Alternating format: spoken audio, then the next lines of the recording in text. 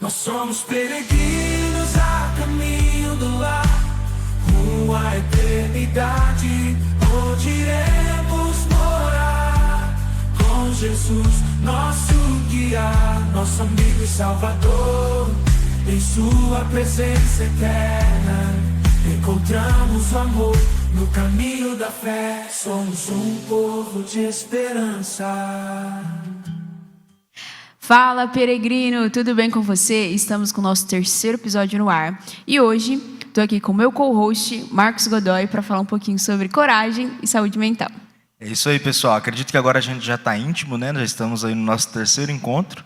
Então, vamos seguir aí. Você já sabe, comente, compartilhe, deixe aí as suas ideias, suas perguntas. Vamos participar também deste nosso programa tão especial. E hoje, para falar um pouquinho sobre saúde mental, a gente está com uma pessoa muito especial. Para mim, ela é mais especial ainda, porque é minha amiga, já é minha amiga há 10 anos, então a gente tem uma longa caminhada. Doutora Ana Beatriz, Bia, para os íntimos, eu, né? A Bia é formada em psicologia pela Facimed. É um prazer estar aqui com você, Bia. Obrigada. É uma honra também estar aqui. Bom, a gente vive num mundo que nos pressiona muito, né, para sermos iguais, onde todos seguem uma tendência que parece para a gente pertencer ao mesmo grupo. E todos em uma comunidade sem distinção. Mas a Bíblia nos chama para sermos diferentes. Só que muitas vezes ser diferente exige de nós uma coragem. Como que a gente pode ter um equilíbrio entre a coragem e a saúde mental? Assim, né, não vou fugir do padrão da psicologia do depende. Depende. O que é coragem? De que forma a gente define a coragem? Para vocês, o que é coragem?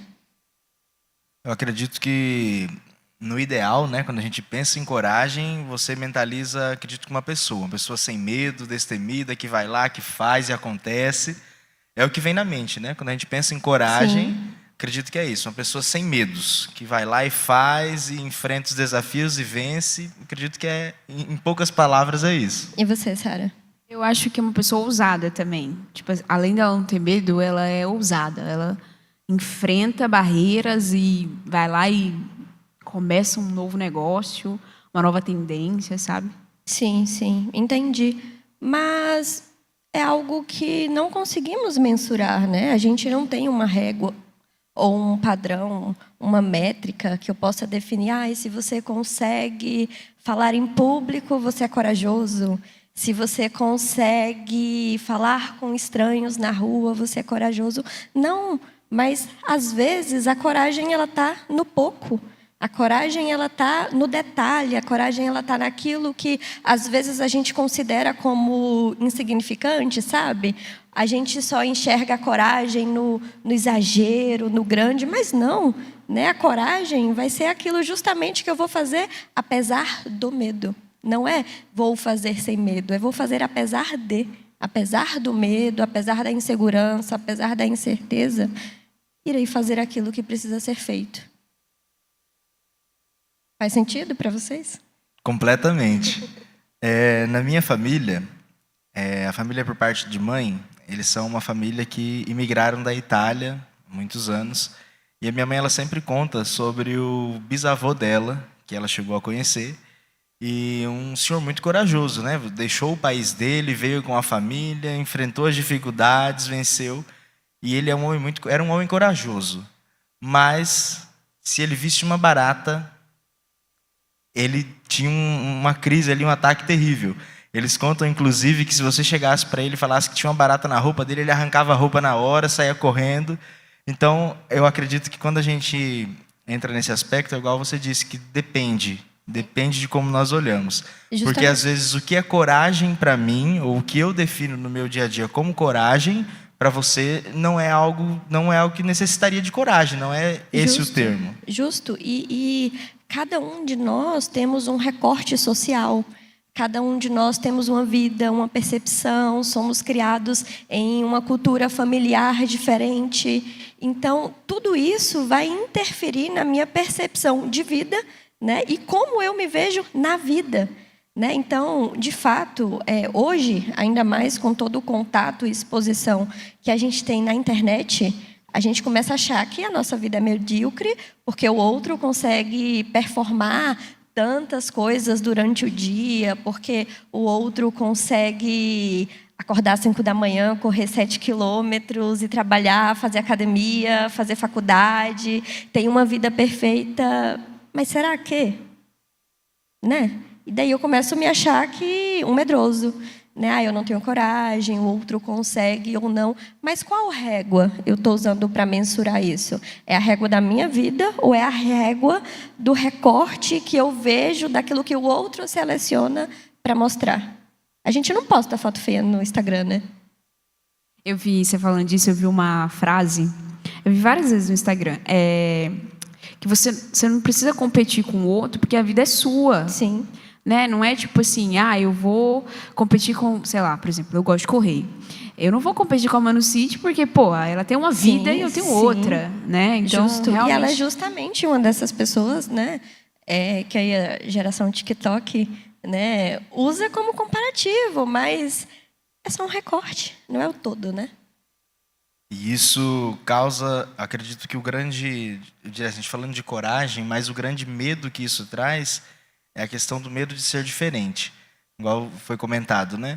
Eu não vou conseguir correr tanto quanto ela, não vou conseguir alcançar o que ela alcança, e por isso eu me acanho ali no meu medo de não atingir os padrões estabelecidos. Ou porque meu a gente precisa ser igual a pessoa, né? É isso mesmo. Justo.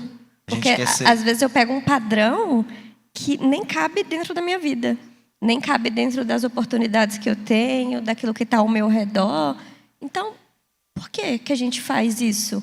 De comparar e insistir nessa comparação de algo que eu nem vivencio, eu nem tenho contato, eu nem sei se aquilo é o real mesmo. É como andar na 7 de setembro na Porto Velho, né?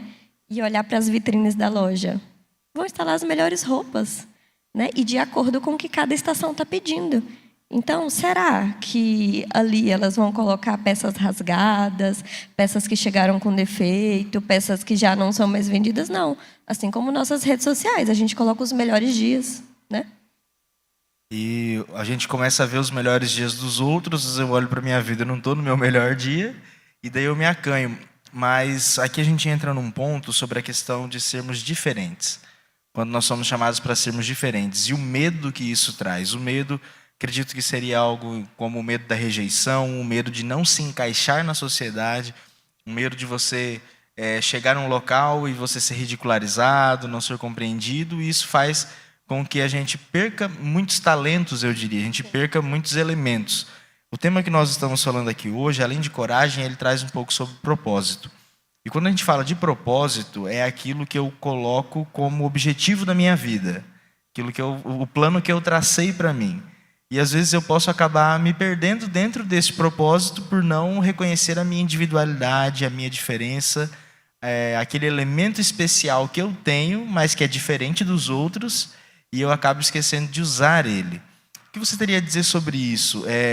O que a gente pode trabalhar no nosso dia a dia para reconhecer os nossos dons, os nossos talentos, aquilo que é diferente dos outros, mas que não me coloca abaixo de ninguém. Ele me coloca, digamos assim, é um elemento especial que eu tenho para usar e me destacar com ele. Que dica você daria para a gente reconhecer isso? Como nós podemos ver isso na nossa vida? O primeiro ponto, e acho que o principal, é aprender a olhar para si. Esse é o principal ponto. Porque como eu reconheço algo em mim, como eu reconheço que algo em mim é bom, se eu nem sequer me permito olhar para aquilo? Eu dou atenção somente para aquilo que o outro tem. Então, por quê? Sempre manter o olhar direcionado para o outro e não se permitir conhecer a si mesmo. Só que aí que tem uma grande questão, né? Será que eu estou gostando do que eu estou vendo? Porque às vezes eu olho para mim e não quero olhar para mim porque eu não gosto do que eu vejo. Ou porque eu não consigo fazer e performar como o outro, porque eu não consigo chegar nos mesmos resultados que o outro, mas justamente porque em muitos momentos a gente está em busca somente da perfeição. Então, eu tenho que agradar todo mundo, eu tenho que caber em todos os lugares, eu tenho que me dar bem com todo mundo tem que gostar de mim. Mas será que a gente gosta das mesmas coisas? Será que a gente gosta de tudo? Sei lá, eu não gosto de tomate. E vocês, gostam de tomate? Eu gosto de tomate. Mas será que tem um problema no tomate ou tudo bem eu não gostar de tomate? A gente acaba sacrificando a nossa individualidade Para caber nos lugares. E interessante que, assim, sacrificar a nossa individualidade é quase que como um pecado também, né? Porque, poxa, Deus nos fez tão únicos e singulares para que cada um tivesse um dom, uma missão. O Marcos prega, por exemplo. A Érica canta, sabe? Cada um tem um talento, um dom. E não é porque você não faça isso ou aquilo que você é menos, sabe? Precisa ser desvalorizado. Então, acho que essa singularidade é também, acho que até uma coisa assim... especial, né? Especial, sabe? O que seria do mundo se nós tivéssemos, por exemplo, só médicos, só advogados, só contadores? O que seria do Só mundo? administradores. Só administradores. Justo. O mesmo exemplo cabe à loja. Pode ser que ela tenha colocado ali o melhor produto, o mais caro na vitrine, mas lá dentro vai ter outras peças de outros tamanhos, de outras formas, de outras cores, porque talvez aquilo que está na vitrine não agrade a mim, mas lá dentro vai ter outra coisa que é justamente aquilo que eu preciso. E por que não olhar assim para a gente mesmo também? Enxergar aquilo que a gente tem de bom como algo definitivamente bom. E não somente como algo que, mas não é como o do outro, né? Mas, claro, isso é um exercício. Porque se eu passo a vida toda me olhando, ou nem sequer me olhando, enxergando somente ao outro, eu preciso treinar esse olhar. Sabe quando a gente troca de óculos? Né? Eu troquei recentemente.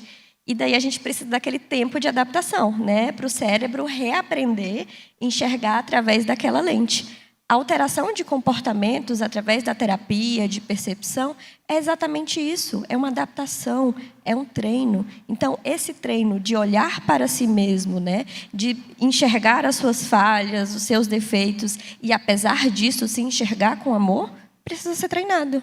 Né? E assim também, né, de entender o lugar que cabe a mim e aquele que não cabe também. Isso é algo interessante, porque entender qual é o meu lugar. Isso não é se inferiorizar. Sim. Isso é você saber aonde você vai se sentir bem, aonde você vai se encaixar sem ter que se sacrificar para isso. Porque muitas vezes no nosso dia a dia, no trabalho, faculdade, aí até nos nossos círculos sociais, a gente pode fazer concessões, deixar de lado nossas particularidades para se encaixar em um grupo sem perceber isso. Sim. Sem perceber. Tem uma frase que diz, a gente já explorou muito ela nos nossos encontros de jovens, que diz assim, que você é basicamente a média das 5 pessoas com que você convive. E daí quando a gente olha para essa frase dentro desse assunto que nós estamos falando, será que eu estou com pessoas que eu me adapto ou eu tive que me adaptar a essas pessoas? Ou será também que eu sou uma pessoa que consigo me adaptar à diferença do outro? Porque a gente está falando muito também da pessoa que é diferente se adaptar àqueles que não aceitam a diferença. Mas e eu, que muitas das vezes não aceito a diferença do outro? E a gente tem vivido cada vez mais uma geração extremamente intolerante. Intolerante ao outro, intolerante à diferença, intolerante a se tem um posicionamento político diferente, já não é mais meu amigo, já não serve mais para mim. Então, o quanto que eu estou preparada também para lidar com o outro que é diferente de mim? Isso é um ponto-chave, eu diria. Isso é um ponto-chave, porque quando a gente entra nisso, a gente entra no campo ali da empatia, de você conseguir se colocar no lugar do outro. E quando a gente para olhar, esse exemplo que você deu é sensacional. Se você não acredita na mesma coisa que eu acredito, se você não defende a mesma bandeira que eu defendo, eu te odeio. É o que a gente tem visto hoje nas redes sociais, a gente tem visto isso nas famílias, em todos os lugares. Então, falta o respeito, falta você entender, olha, eu não gosto da mesma coisa que você, mas não é por isso que eu preciso ser seu inimigo. Sim. você vai ficar com o que você gosta, eu vou ficar com o que eu gosto, e naquilo que nós somos parecidos, aquele gosto que nós compartilhamos, nós vamos ter isso em comum. Sim, justo. Mas hoje parece que a gente quer colocar as pessoas dentro de formas, né? Sim. Se você não se encaixa aqui, eu te excluo, eu te abandono, ou até mesmo me torno um grande opositor, um hater seu. Exatamente. E isso tem adoecido cada vez mais a gente, né? Porque eu não concordo com o outro, mas eu também não quero discordar, mas eu também tenho medo de me expressar, eu tenho medo de ser quem eu sou. Então, a gente tem vivido essa confusão, essa estafa mental, justamente por isso, por eu não olhar para mim mesma, né? E por eu querer que o outro seja algo que eu desejaria ser, ou sei lá, difícil, né? E Bia, você acha que essa falta de empatia, essa falta, muitas vezes, de propósito, de todo mundo ir numa manada só, sabe? Todo mundo no mesmo pensamento, se você não concorda comigo, você está errado. Essa intolerância, você acha que isso é reflexo de falta de saúde mental? Com certeza. Com certeza. Na verdade, hoje, até muitas diretrizes a respeito do nosso próprio trabalho têm sido mudadas para considerar, né, os riscos mentais que a gente sofre. Por quê? A gente não corre somente riscos físicos. A gente tem corrido e sofrido cada vez mais com os riscos mentais. E lidar com a intolerância constantemente, onde eu preciso me adaptar o tempo todo, ser o camaleão e gastar energia com isso o tempo todo, isso me estafa. E daí vira um ciclo vicioso, onde eu não tenho saúde mental, aí eu não tenho tolerância e assim vai seguindo. E é o que a gente tem visto hoje, né? Pessoas doentes fazendo com que outros fiquem mais doentes ainda, pessoas traumatizadas, criando traumas. E quando a gente para olhar até mesmo sobre saúde mental, existe o estigma sobre isso, né? Pessoas que se consideram super saudáveis e julgam aqueles que fazem algum tipo de tratamento, como se fosse um tabu realmente, né? Você Sim. se consultar com um psicólogo, você fazer uma terapia, como se isso fosse algo assim, nossa, a pessoa que faz terapia, ele é maluco. Ou psiquiatra, que às vezes precisa de um acompanhamento mais profundo com medicação, né, e tal. E as pessoas têm esse preconceito, receio, né? Um receio. É como se ele olha para ele e fala, não, eu não preciso. E às vezes esse que está falando eu não preciso está dos pés à cabeça de traumas, Sim, e claro. desenvolvendo ali até problemas físicos por causa disso, mas não aceita a Sim. necessidade de Mas eu não julgo essa pessoa que não aceita a necessidade, que não aceita precisar, porque ninguém ensina para a gente olhar para as nossas emoções. Ensina que a gente tem que ir ao médico, ir no dentista quando o dente está doendo, ir no médico quando está doendo, né? Então, a nossa cultura ela é mais de remediar do que de prevenir, do que de tratar também, né? Então, se ninguém ensina que eu preciso daquilo, e aí eu vejo alguém falando que falar das emoções é normal, como assim? Que balela emoções? Né? Na minha época não existia isso, não. Então, nunca se foi falado sobre isso como é agora. Então, como é que essa pessoa vai entender a necessidade, sendo que sempre foi visto como louco? É só a gente ver a própria história do Brasil. Até 2002, mais ou menos, a gente não tinha política pública. E por que eu falo isso? Porque a pessoa, se ela tinha qualquer tipo, fugia ali da curva da normalidade, ela ia para o manicômio. Então, é muito recente falar sobre tudo isso. Então, lidar com isso, de fato, é difícil, porque existe o tabu, existe o preconceito ainda, infelizmente. E a gente só tem a perder, né? Então, assim, de toda forma, é preciso muita coragem, né? Para viver no Precisa. mundo de hoje, para ter um pouquinho, pelo menos, de saúde mental. E você acredita que ter um propósito, uma missão de... não eu vivo para isso, mas eu tenho um objetivo, eu tenho um foco, eu consigo ver lá na frente, me encontrar resiliência através dos percalços aí da vida, né? Das circunstâncias contrárias, porque eu acho que a fé me ensina muito. No episódio anterior eu até falei sobre isso, que por mais difícil que a gente encontre a nossa vida, quando a gente tem alguma coisa a se apegar, né, a um Deus que eu sei que, independente das circunstâncias contrárias, eu sei que Ele vai estar comigo, isso pode auxiliar positivamente a minha saúde mental? Eu ter uma missão, um Claro. propósito definido? Com certeza, com certeza. Ter fé em si, ter fé na vida, ter fé em Deus, tudo isso é de fato um combustível vital para todos nós. Claro que entendemos que não é somente isso, né? É a soma de diversas coisas, mas sim, é fundamental para todos nós. Mas a questão é, né? Por que nem sempre achamos isso importante, né? No episódio anterior, a Sara comentou e a gente falou um pouco sobre a questão da ansiedade, dessa soma de situações que podem prejudicar a nossa saúde mental, pode nos trazer algum tipo de dano. E ali nós comentamos um pouco sobre alguns extremos que podem nos impelir a buscar uma ajuda. O primeiro extremo é aquele que a gente vê em grande parte da sociedade, nós já até comentamos aqui. A pessoa, quando ela demonstra ali indícios de depressão ou de alguma uma ansiedade generalizada, algum problema assim, geralmente a pessoa fala, isso é frescura. Isso aí é Falta frescura. de Deus, né? E outro ponto é exatamente esse, isso é falta de Deus. A pessoa que está com depressão é porque ela não tem Deus. E a gente falou um pouco nesse episódio anterior sobre como quebrando isso, né? Que isso não é falta de Deus, não é falta de você estar conectado com algo maior, isso é um resultado da sociedade que nós vivemos, um resultado dos problemas que nós enfrentamos no dia a dia. E por mais que hoje se fale mais sobre isso, é algo que sempre existiu.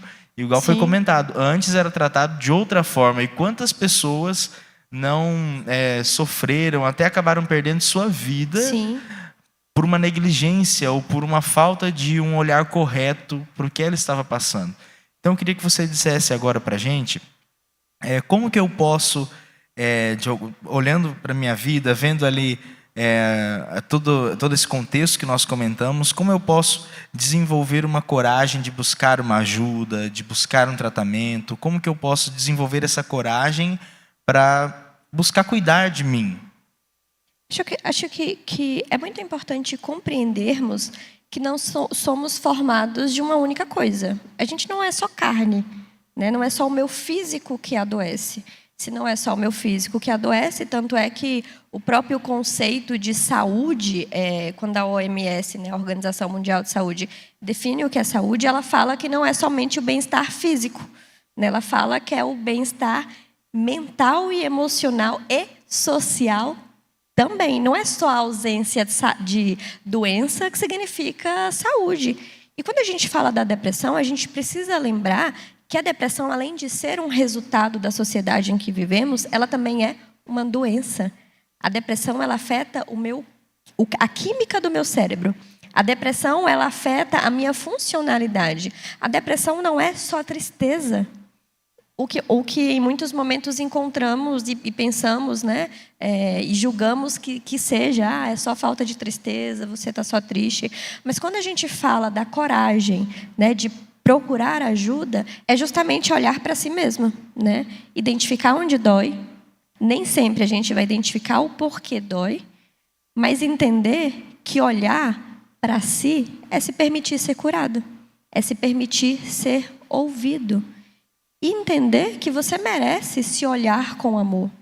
Faz sentido para vocês olhar dessa forma? Completamente. Quando eu olhar para dentro de mim, o meu todo, né? E aqui a gente pode até fazer um paralelo com a questão do propósito. Eu olho para a minha vida, olho as minhas particularidades, olho as minhas necessidades e vou entender se aquilo que eu estou fazendo no meu dia a dia, se esse caminho que eu escolhi está me ajudando a chegar naquele propósito que eu defini para a minha vida, ele está me ajudando a alcançar a minha felicidade, ou eu só estou vivendo por viver, correndo atrás do vento.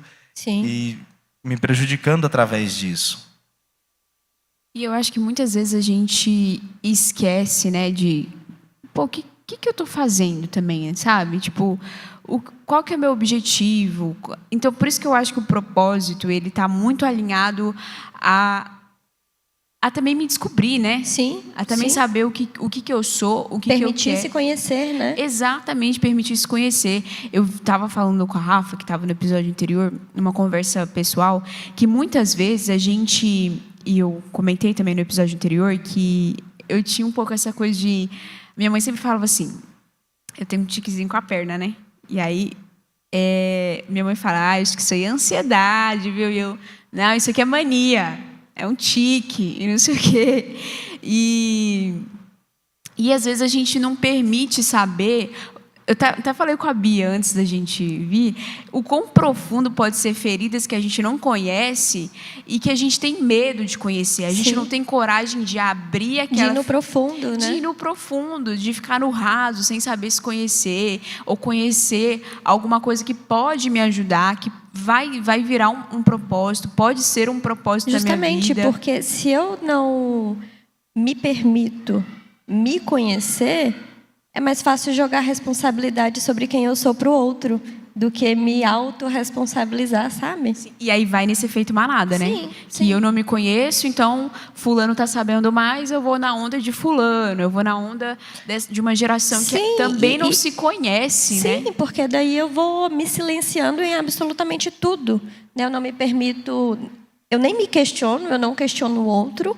Ou quando eu aprendo algo sobre o outro. Eu sei o que o outro gosta de comer, eu sei o que o outro gosta de fazer, eu sei quando o outro muda de humor. Mas e perceber a mim mesmo? Será que eu faço isso? Né? Ou eu percebo só o outro? Essa questão é um ponto muito importante, né? A gente priorizar o outro e se esquecer de mim. E daí até quando a gente vai para o campo bíblico, para o campo cristão, a gente fala da empatia, de você amar as pessoas, cuidar das pessoas, mas a gente não pode se esquecer que quando Jesus fala sobre isso, ele fala, ame o teu próximo como a ti mesmo. Então eu não posso amar o outro mais do que eu me amo. Porque quando isso acontece, a gente entra num campo muito perigoso, onde você fica, como é que eu posso dizer? Você fica sujeito a outra pessoa de tal forma... que as suas prioridades não é mais aquilo que não é mais cuidar de si, e sim cuidar do outro. E existem muitos casos de pessoas que acabam cometendo suicídio e todo mundo fala, nossa, mas era uma pessoa tão feliz, tão alegre, fazia todo mundo rir, ajudava as pessoas a se recuperarem, mas aquela pessoa ela conhecia mais do outro, priorizava mais o outro do que a si. Sim. Então, eu acho que é importante a gente frisar esse ponto. Eu gostaria que você nos conduzisse um pouco nisso, sobre a importância, ou talvez como a psicologia ela pode me ajudar a encontrar o meu eu interior. Como uma terapia pode me ajudar a me conhecer melhor e desenvolver um amor próprio. Perfeito.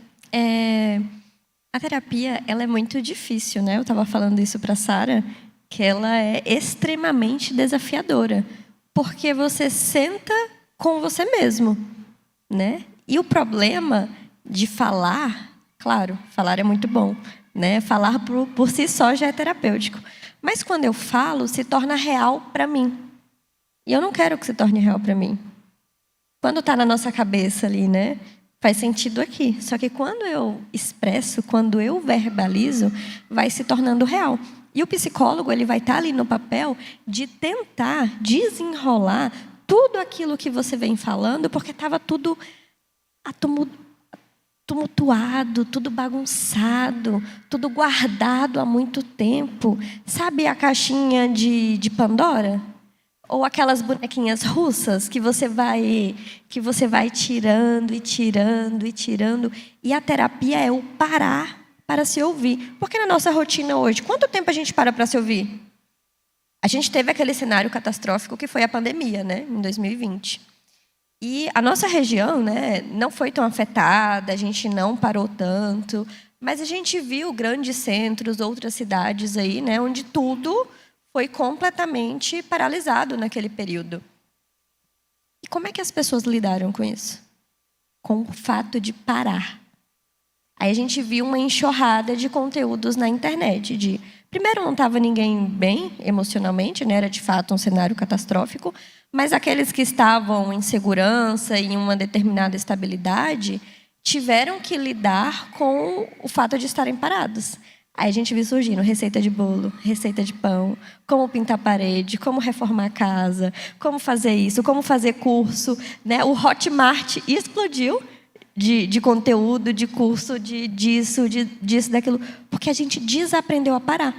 E a terapia é aquele momento, aqueles 50, aquelas 60 minutos da semana, onde você para, de fato, para se ouvir. E para outra pessoa, né, te ajudar ali na condução e na percepção do que está acontecendo. Então, é assim que eu me conheço. É assim que eu vou construindo amor próprio. É quando eu me permito parar. E eu acho que a pandemia fez a gente parar de fato para nos ouvir. Porque, assim, eu tive o privilégio de ficar em casa. Meu trabalho eu pude fazer de forma remota, né? Toda a empresa que eu trabalhava parou mesmo, a gente estava trabalhando de forma remota. E, cara, foi desesperador, assim. Você que me conhece, o Marcos também, sabe que eu sou um pouquinho enérgica, né? Eu não paro um segundo. Quase nada. Então, quando eu tive que parar e, assim, para ouvir as vozes na minha cabeça realmente, aí, por isso que eu acho que a pandemia foi um marco, e me corrija se eu estiver errada, que realmente as pessoas viram a necessidade de terapias, de profissionais de saúde voltado para a saúde mental, porque a gente realmente ouviu as vozes das nossas cabeças e que elas estavam todas perturbadas, assim, gente, eu vou ficar doida, sabe? O negócio lá do filme das emoções. Divertidamente. Divertidamente, o negócio de controle ali, todo mundo dando pane e tal, porque a gente se ouviu mesmo, assim. Sim. Você teve que parar. Teve gente que mais de um ano, né? Assim, a nossa região de fato não foi tão afetada, mas teve pessoas que pararam por 1 ano, 2 anos ali dentro de casa e ouvindo todas as vozes que estavam na cabeça dela. Então, eu acho Ou que fugindo dessas vozes também, né? Então, foi um grande marco para a gente prestar atenção na nossa saúde mental. E hoje você vê empresas que têm muito essa preocupação. Inclusive, a empresa que eu trabalhava na época teve psicólogo para os profissionais. Então, assim, foi um grande marco para a saúde mental, né?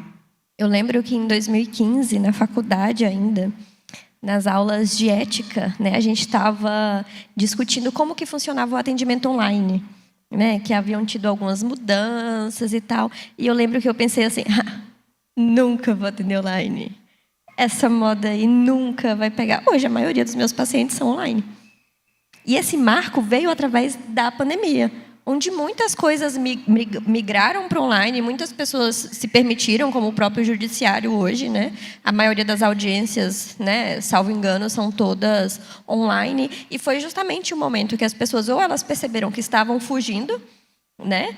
A catástrofe por si só, né? O cenário pandêmico adoeceu a gente muito mais, né? Perdemos muitas vidas, tudo o que aconteceu foi terrível. E paramos. Então, foi uma série de fatores que, de fato, né, levaram a gente se atentar para o nosso emocional. Dar uma pausa, foi uma pausa forçada, né? Mas uma pausa que ajudou a gente a ver o tanto de coisa que estava escondida. Que quando você sai para trabalhar, quando você passa o dia fora, chega em casa, só toma banho, coloca ali uma série para você assistir, depois deita e dorme, você vai, é exatamente como você comentou, vai colocando tudo na gaveta, vai guardando, vai deixando tudo trancado porque ali. Todo o meu tempo precisa ser produtivo. Então, se eu estou almoçando, eu estou almoçando assistindo, e eu faço muito isso, por exemplo, eu, né? Não sou, infelizmente, almoçava assistindo o Super Choque, as visões da Raven, e permanecemos. Então, se eu estou assistindo, eu estou fazendo isso, né? Se eu estou tomando banho, eu estou ouvindo a música, eu estou ouvindo um podcast. Se eu estou na academia, eu estou fazendo um exercício e lendo um livro ou ouvindo uma música. Que momento a gente se permite ficar em silêncio? Quando? Se eu estou no carro, eu coloco música. Se eu estou isso, se eu estou aquilo, eu tenho que saber todas as notícias que aconteceram no dia e não sei o quê. Então, a gente está se adoecendo. A gente está se adoecendo. Sim, a gente, eu diria assim, que sem perceber, nós estamos a cada dia aumentando um pouco a nossa carga emocional, pesando um pouco mais. E daí, como nós comentamos a pandemia, que foi o momento em que todo mundo teve que parar e a gente percebeu muita coisa que estava escondida, eu acredito que todos nós chega um momento, igual a Sara comentou, que as vozes da cabeça elas começam a falar mais alto, e a gente acaba tendo um momento ali de crise ou um momento de descoberta pessoal que dá um start ou que vira uma chave ali na nossa vida e faz com que a gente decida procurar uma ajuda, faz com que a gente decida fazer mudanças na nossa vida que vão nos trazer uma melhora na nossa saúde mental, vão nos ajudar a nos concentrar um pouco mais. E eu queria saber se você se lembra e se sentir à vontade também para comentar de algum momento na sua vida em que aconteceu uma situação semelhante ou que você parou para se ouvir e identificou algo que precisava de mudança, de um pouco mais de atenção da sua parte, ou talvez até mesmo de uma ajuda, ou uma ajuda especializada, uma ajuda espiritual, um momento que você precisou recorrer a um apoio para vencer alguma situação. Nossa, em diversos momentos. Diversos momentos. Primeira vez que eu fiz terapia, acho que eu tinha 8 anos de idade. Então, Nossa, começou cedo. comecei cedo, né? Então, assim, primeira vez que eu fiz terapia foi nesse momento, né? Naquele momento minha mãe viu a necessidade, me Posso colocou... dar um adendo? A mãe da Bia é psicóloga também. Minha mãe também é psicóloga, né? Então, temos essa vantagem familiar aí. Então, a primeira vez que eu fiz terapia foi nesse momento. Claro que não me recordo muito, por que minha mãe viu a necessidade e tal, mas uma época interessante que eu posso falar para vocês é a época da faculdade. Por exemplo, dentro da psicologia a gente tem diversas áreas, né? A área clínica, organizacional, escolar, social, diversas. E eu me sentia completamente perdida, não no que fazer, não em qual abordagem escolher, não em qual caminho pegar, mas era perdida em relação à vida mesmo, né? Estava passando por alguns desafios pessoais e aquilo interferiu no meu momento de graduação, em que eu não ia mais para a faculdade, eu faltava, eu parei de ler as coisas, né? Eu quis desistir, eu quis trancar. A coordenadora da faculdade não me deixou trancar a faculdade na época e nesse momento eu entendi que, preciso de ajuda. Todos os sinais estavam ali ao meu redor. Mas, às vezes, a gente ignora esses sinais. Às vezes, a gente ignora que o nosso corpo está pedindo nossa ajuda. Porque aquilo que eu não verbalizo, o meu corpo escuta. Aquilo que eu não falo, o meu corpo escuta e ele dá sinal. Tanto é que a ansiedade, a depressão, ela se manifesta no meu físico também. Não só na minha mente, não só nos meus pensamentos, não só nas minhas emoções. E em todos esses momentos que eu sentir a necessidade de buscar ajuda, existiam parcelas importantes na minha vida, não somente a profissional, né, de procurar um psiquiatra, um terapeuta, algo do tipo, mas a rede de apoio que eu tinha, né, os amigos que estavam ao meu redor, a família. Só que eu sei que não é todo mundo que tem a mesma realidade que eu. Não é todo mundo que vive no mesmo recorte social que eu. E nesses momentos a gente vai precisar de coragem para lutar por si mesmo. E de que coragem é essa que a gente está falando? A gente não está falando daquela coragem mensurável. Às vezes coragem é conseguir tomar um banho no dia. Às vezes coragem é conseguir fazer uma refeição mínima possível. Às vezes coragem é conseguir enfrentar a semana toda de trabalho. Às vezes coragem é conseguir cumprir a carga horária da faculdade mínima possível. Então, ficar atento também às pequenas vitórias do seu próprio dia a dia, para assim você não perder também o brilho e a esperança em si mesmo. Isso é algo fundamental. Acho que se a gente encerrasse por aqui a conversa... Já estava ótimo. Já estava ótimo. Recebeu muita coisa, né? Sim. E esse ponto eu quis trazer isso para a conversa, porque às vezes pode ser que alguém que está nos assistindo, alguém que está ouvindo, está passando por esse momento e não tem essa coragem, ou acha que não tem essa coragem de dar o primeiro passo, de fazer. Então, quando você traz esse ponto que a coragem, ela vai aos poucos. E tem uma coisa importante também, que a gente se esquece, que coragem é pedir ajuda. Coragem é pedir ajuda. Reconhecer que precisa de ajuda é um ato de coragem. Eu acho que é um dos maiores atos. É um dos maiores. Eu sempre falo para os meus pacientes que a primeira sessão de terapia é a mais difícil. Porque você está falando com um estranho, com uma pessoa que você nunca viu, Você está falando coisas que você não queria falar e que automaticamente você não queria ouvir. Então, o primeiro passo é o mais difícil. Mas a gente pode, sim, dividir as coisas em micropassos. Como, por exemplo, né? Não quero ir para a faculdade. Eu vou me convencer a colocar o tênis. Eu vou me convencer a preparar minha bolsa. Eu vou dividindo as minhas atividades em micropassos e compreendendo que cada passo que me leva para aquele objetivo que eu estou tentando alcançar é uma vitória. A gente passo pode conta. olhar as coisas assim também, né? E se cobrar menos. Cada um tem um ritmo, cada um tem oportunidades e privilégios diferentes, né? Total. E eu acho que gente, pedir ajuda é uma das coisas mais difíceis que existe. Nossa, pra caramba, principalmente, né? Quando a gente cresce em uma família, né, em um ambiente estrutural ali, que sempre me levou à completa autonomia, Sim. onde eu não posso precisar de ninguém para nada.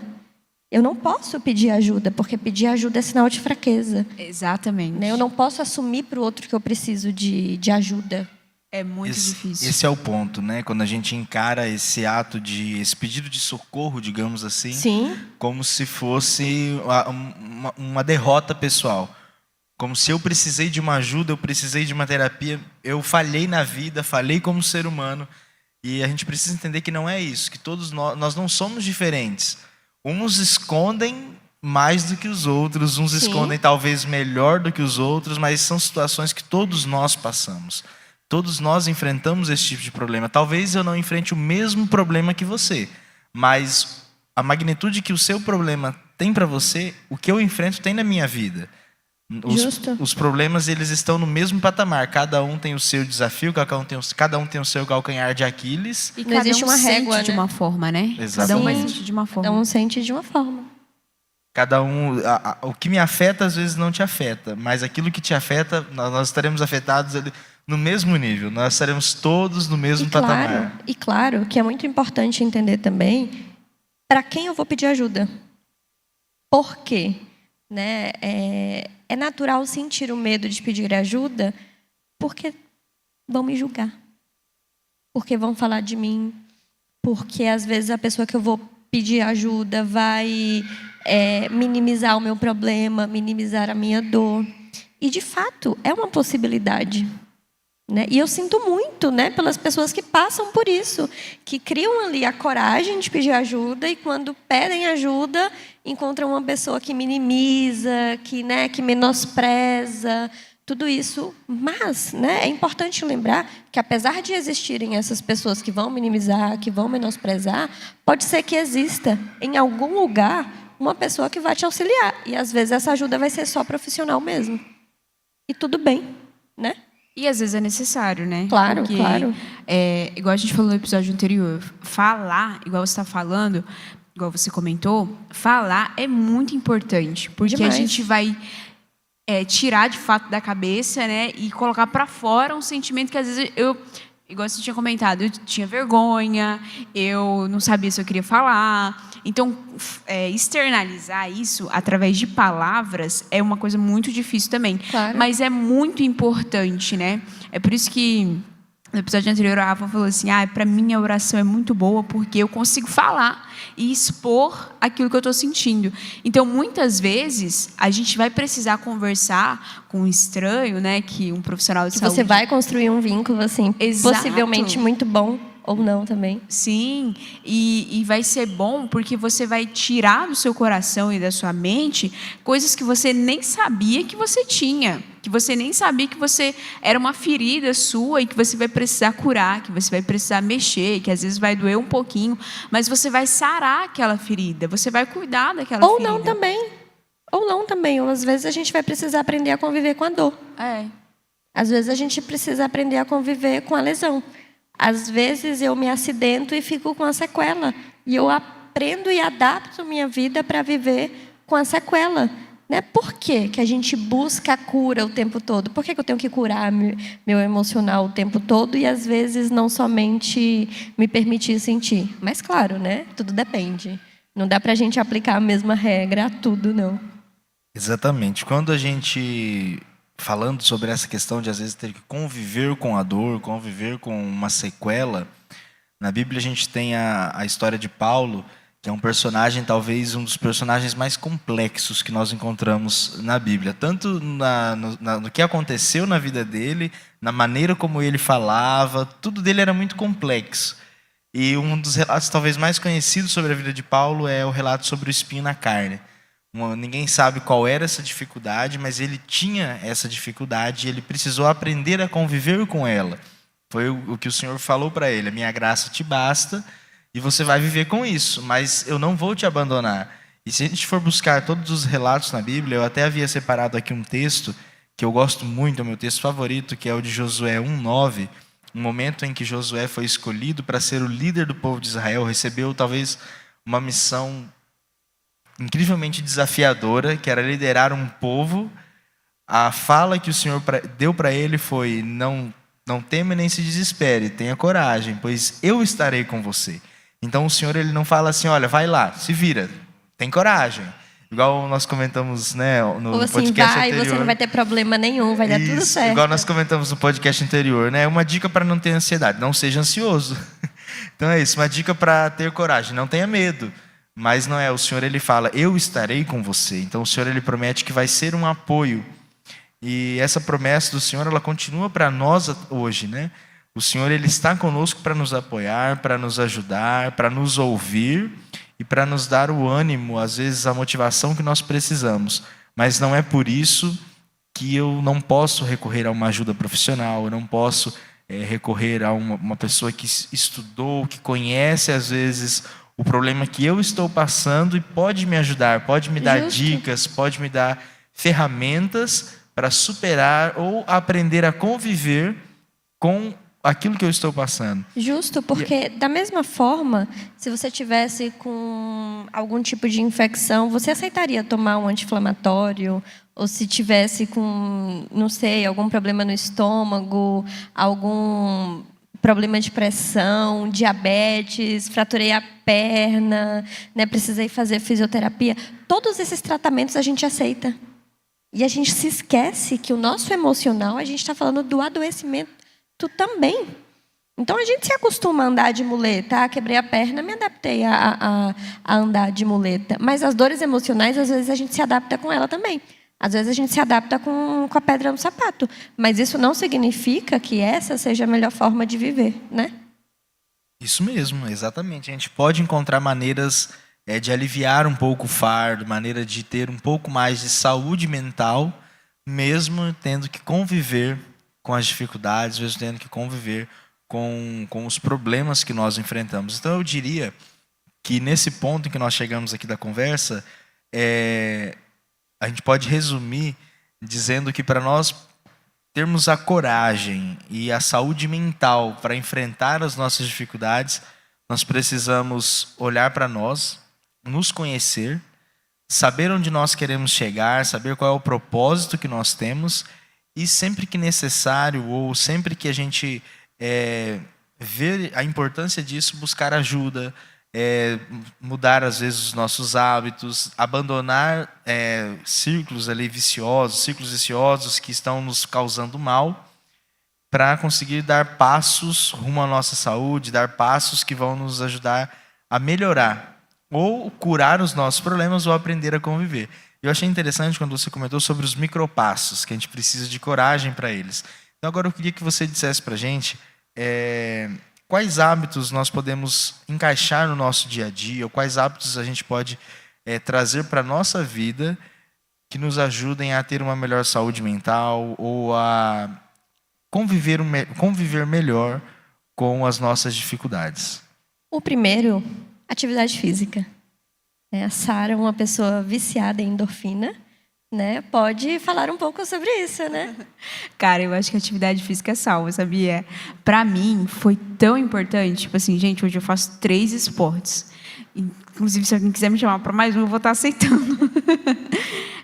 Porque realmente, a corrida, por exemplo, a Yasmin comentou uma vez, nunca saiu da minha cabeça, é um antidepressivo natural. E quando eu corro, às vezes eu corro com fone, às vezes eu corro sem. Mas quando você corre, você consegue desligar muitas coisas. E, às vezes, focar em alguma outra coisa. Porque, por exemplo, quando eu faço esporte, eu faço, claro, pensando no meu bem-estar, mas existe uma competitividade dentro de mim que pensa em performance. Mas não é uma coisa que eu me cobro, não mais, pelo menos. Já me cobrei muito por isso.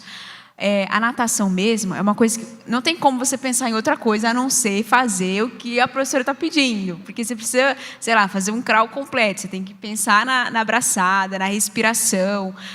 Eu respiro só por um lado, eu prefiro respirar só por um lado. Então, realmente, assim, é uma coisa que você tira muitas coisas, o mundo fica lá fora e você está ali, sabe? Nossa, não é terapia, mas é terapêutico. Não é terapia, mas é terapêutico. Então, atividade física, boa alimentação, né, importantíssimo, ciclo social, né, estabelecido, rede de apoio, mesmo que online, né, porque às vezes moro numa cidade distante da minha família, mas manter esse contato, essa troca, lazer, né? Ter hobbies e nada que seja perfeito ou para virar algo produtivo, ter tempo improdutivo, vivenciar o tédio, coisa que a gente não vivencia mais o tédio. É importantíssimo vivenciar o tédio, ter limite de tela, coisa que a gente acha que é só para criança, mas é para a gente como adulto também, porque vicia. Então, acho que são essas pontinhas chaves, assim, que somadas ajudam. Mas, claro, né, não posso ignorar cuidar do seu emocional. E, às vezes, né, com ajuda profissional mesmo, com psicólogo. E o tédio, uma coisa que você falou que, nossa, é muito difícil, né? Porque, às vezes, eu penso assim, por exemplo, domingo, que é o dia que eu consigo descansar mais. Falo, vou acordar cedo, vou fazer isso, vou fazer aquilo, vou estudar, vou planejar a aula, vou para academia. E eu fico, meu Deus. Aí, às vezes, eu não consigo fazer isso. Eu falo, caraca, cara, eu não fiz nada no domingo. Mas, não, mas aí também é o tanto descansar. mas o tanto de coisa que você coloca também, né?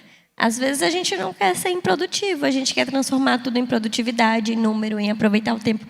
Teve o feriado, vou aproveitar para fazer tal coisa. Não, porque não aproveitar para descansar, para ir num rio, para comer umas frutinhas, para ficar de boa. Entende? A gente precisa disso. A gente precisa disso.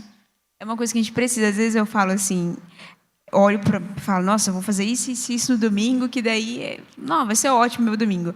Só que às vezes eu estou tão cansada da semana, estou tão cansada da rotina, que às vezes tudo que eu preciso é acordar um pouco mais tarde no domingo, colocar um Netflix, assistir um Netflix. Eu dou aula no domingo, então já trabalho no domingo. Aí já vou trabalhar, e aí eu vou correr, aí eu vou descansar, e é uma coisa que a gente precisa. A falta de produtividade, às vezes, não a falta, mas assim, você saber equilibrar a sua produtividade. O ócio, né? É muito importante, né? Eu acho que é uma dica que eu vou levar para mim, inclusive. Claro. A gente precisa desse tempo, né? Eu tenho vivenciado isso um pouco agora que eu mudei de serviço. E o meu trabalho ele é mais cansativo do que era antes. Que antes eu trabalhava em um escritório e agora trabalhando como cuidador. Então eu fico ali na parte da manhã. Eu cuido de 2 crianças, né, no colégio. Então eu tenho um pouco mais de exaustão, não só física, mas mental também, com tudo que acontece. E daí eu, parando agora para pensar enquanto a Sara falava, eu comecei a olhar e ver que eu tenho criado um novo hábito. Que agora eu chego do serviço e eu deito numa rede, tem lá na edícula lá em casa, e eu fico ali por um bom tempo, fazendo nada, só deitado, só pensando, acho que não é nem pensando. É aquela famosa caixa do nada que a gente vê falar. E isso tem me ajudado, porque eu deito ali e parece que Desliga, né? Sai todo aquele estresse, aquela coisa, e eu já levanto, vou fazer os meus afazeres ali, muito mais tranquilo. Se permitir parar, né? Se permitir parar. Isso é algo realmente muito, muito relevante. Bia, para a gente ir para os finalmente, você deu algumas dicas aí para a gente melhorar a nossa saúde mental. O que dica você daria também para a gente encontrar propósito caminhando com a saúde mental? Melhor essa pergunta. Seja mais específica. Porque assim, você deu algumas dicas para a gente melhorar a nossa saúde mental no geral, como pessoas, como indivíduos. Mas e se às vezes eu não sei muito bem o que eu quero, onde eu quero chegar, mas entendendo que o propósito para o qual eu preciso caminhar com uma saúde mental boa, tendo saúde mental. Como que eu posso fazer isso? Quando a gente se sente perdido em relação à vida, fica muito difícil, em relação ao meu propósito, fica muito difícil definir uma resposta correta para isso. Mas a gente pode lembrar que quem conhece melhor você é você. Você sabe onde está doendo. Você sabe o que não está sendo confortável. Você sabe as dúvidas que você está sentindo. Mas você está se permitindo olhar para isso? Você está se permitindo assumir que aquele sapato está apertado, que aquela roupa está precisando ser um número maior ou menor? Você está se permitindo enxergar que aquela relação já não está mais legal? Você está se permitindo enxergar que aquele lugar já não te cabe mais? Então, você está se permitindo enxergar a sua realidade e parar de se medir através da realidade do outro? Então, o principal ponto e primeiro passo é se ouvir. É tentar nomear aquilo que você está sentindo e, a partir daquilo, ir aliviando a autocobrança, entendendo que talvez não seja, o problema não seja exatamente a definição de propósito, mas a falta de autoconhecimento. Bom, a gente teve um papo super legal sobre saúde mental, né? Um papo informativo mesmo. Obrigada pela sua presença, Bia. Quero agradecer você que ficou com a gente até agora. E lembre-se, cada passo conta. Leva essas dicas que a doutora Ana Beatriz falou aqui hoje. Essa discussão, esse bate-papo super legal e importante sobre saúde mental. Sabermos que, sim, muitas vezes, na maioria dos casos, hoje eu diria, procure um profissional, converse com um profissional. É importante a gente saber, entender que existem limitações que a gente não vai conseguir passar, mas um profissional vai poder te ajudar a caminhar para um caminho mais leve, mais fácil, mais divertido muitas vezes. Então lembre, cada passo conta. Tenha coragem para viver cada passozinho. A gente se encontra no próximo episódio. Não se esqueça de curtir, compartilhar e comentar também. É aí. Até, gente. Fica com Deus e é isso aí. Nós somos peregrinos a caminho do lar, rumo à eternidade, onde iremos morar com Jesus, nosso guia, nosso amigo e Salvador. Em sua presença eterna encontramos o amor no caminho da fé. Somos um povo de esperança.